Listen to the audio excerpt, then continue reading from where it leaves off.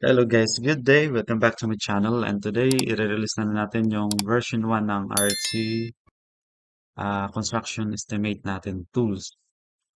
So for the meantime, footing estimate muna, concrete footing estimate tool muna yung ilalabas natin and this is free para sa level 1 and level 2 members natin sa YouTube channel. And without further ado, let's continue. As you can see, this is the interface of the Excel tool na RC Construction Estimate version 1 natin. So, meron tayong item 1, then item 2. Actually, I am planning to formulate a tools sa lahat ng items. So, as per the DPWH item materials. So, kapag gusto niyo mag-estimate, as you can see, this is the footing estimate button. So, isa pa lang yung blue natin. Ibig sabihin, ito pa lang yung nagawan ko ng application. The rest, wala pa. So, click lang ninyo yung photo estimate. As you can see, this is the interface. Dito kayo mag-input. Then, ito na yung tools natin na gamitin. So, medyo mas maganda na yung presentation natin. Okay? So, ito MC na yan is the mixtures concrete, kung anong type. Yung double A, B, and C. So, for example, let's choose double A. Then, yung footing width natin, let's say 2.5 meters. Then, yung length is 3 meters. Yung the thickness is 0.3 meters, let's say. Then, one footing lang tayo.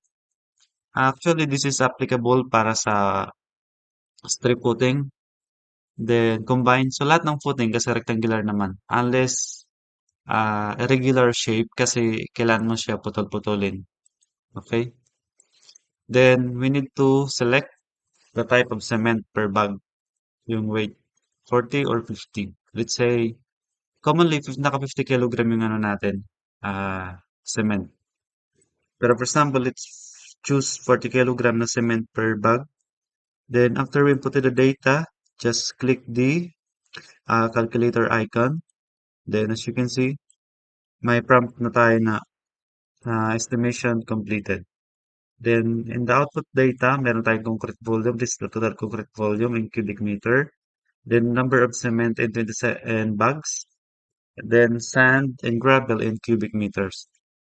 So kapag mag-change kayo ng mixtures concrete, as you can see, yung nababago lang dito is cement. Kung ilang perasong, ilang bags ng cement natin.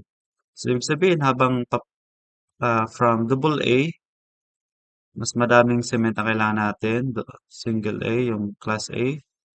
Up to class C, so medyo mababa na yung quantity ng cement na kailangan natin. Then, yung 50 kilogram din, yung nag-change lang yung cement. Okay?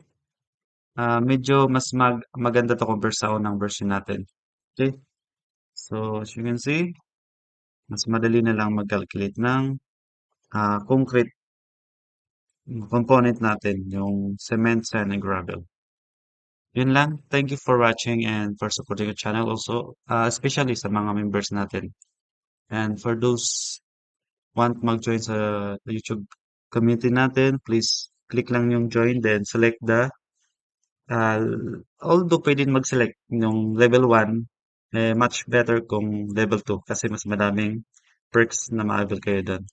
Yun lang guys. Thanks for watching and don't forget to subscribe, like, and share to our YouTube channel. And don't forget to click the notification bell so that you will be notified every time I upload a new video in this channel. Thank you and God bless.